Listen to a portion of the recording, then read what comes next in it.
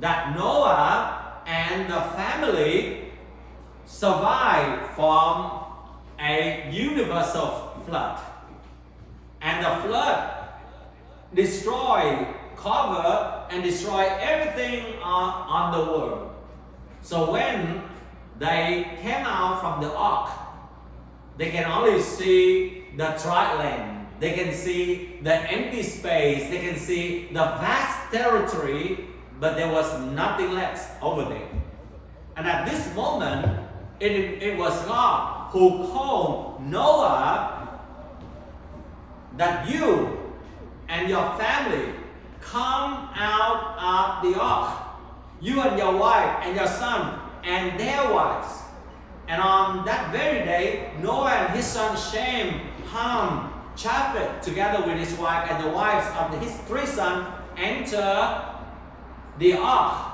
You remember in chapter 7, the day that they was enter into the ark, 8 of them, together with all the living animals. And now, when they went out of the ark, also 8 of them together with the living animals. Now, they have been in the boat or in the ark for 370 or 371 days. It was a long time. It was more than a year that Noah and his family lived in the boat. And I'm sure it is not comfortable, and yet it is safe. It's maybe not convenient, but they was protected from the flood. And when they entered the ark on the 2nd month of the 7th day, and we know that the rain fell for 40 days and 40 nights. And then after that, the waters prevailed 150 days total. And then they have to wait for a long time for the water to be subsided and until the ground was dry. So it's altogether 370 days or 370 days that they was in the ark. Now, when they entered the ark, the world was full with celebration and achievement. And in those days, and you can also see from archaeologies, that they built even the cities. And the world has become so wicked with so many celebrations, many evils.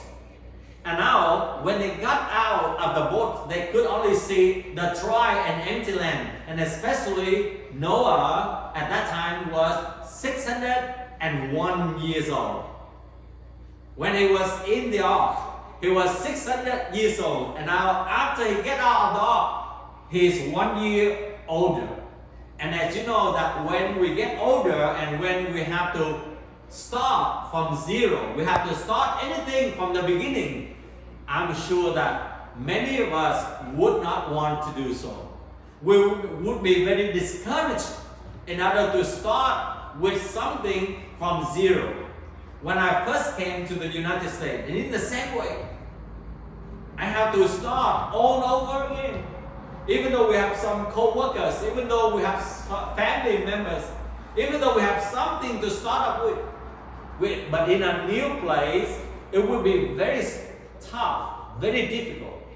In a new place with a new culture, language barrier, and weird relationship that we do not even understand much of the culture here. It would be very difficult to start. How much more for Noah and his family? When they look at the earth, it was empty. There was nothing there except some of the living animals that they brought with them into the boat. We might, just like Lazarus, who was buried in the tomb. And it is exactly the same way that maybe Noah and his family are thinking, how are we going to start? Where do we start from here? Where are we going to live? And at that time, they don't have a lot of tree in order for them to build a house yet. Maybe they have to live in a cave.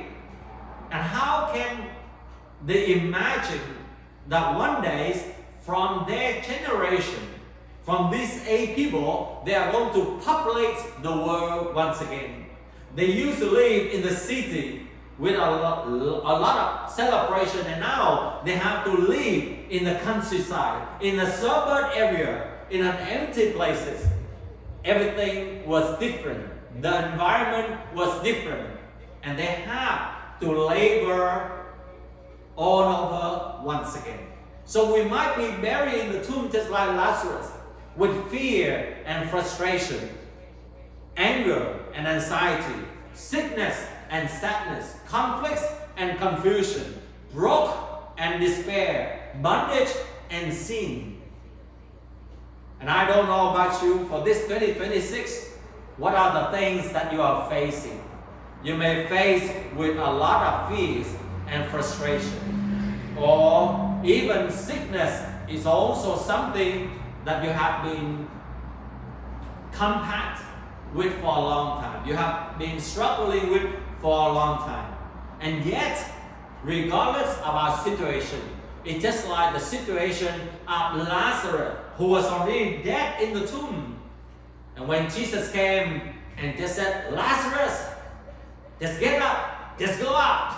And at that time, Lazarus just rise up from the dead. And it's just like Noah and his family just walk out from their comfort zone in the ark or in the boat. And now they have to be open to a new environment. Everything was new. But it is time for all of you and I once again that we are going to get out of our spiritual decline. Our prayer life has become dry. Our Bible reading has become occasional. Our worship become mechanical. Our conviction of sin become very weakened. And our sensitivity to God have been decreased.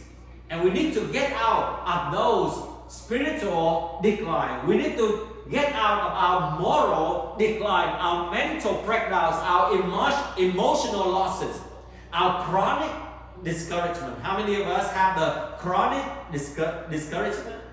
Yeah, when you talk to the people, you may see that they have those things. The pain have been in their life for so long. It's time for you and I to get out of that chronic discouragement, our loss of motivation, get out of our mental fog, get out of our negative thought loops, get out of our emotional numbness or the learned hopelessness so that we can become victorious. It's time for you and I to get out of our broken relationship. Do not just stay there anymore. Taking our loved one, do not take our loved one for granted.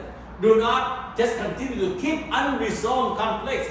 Do not let the communication breakdown continue to destroy our communication and relationship. Do not let isolation continue to kill us or torture us.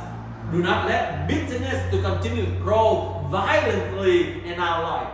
How many of you know that bitterness can grow violently? We thought it's grow silently, and yet it grows violently in our life. And that's why we want to have the plan to revenge. Do not let the loss of empathy continue to remain in our life. It's time also for you and I to get out of our bad habit.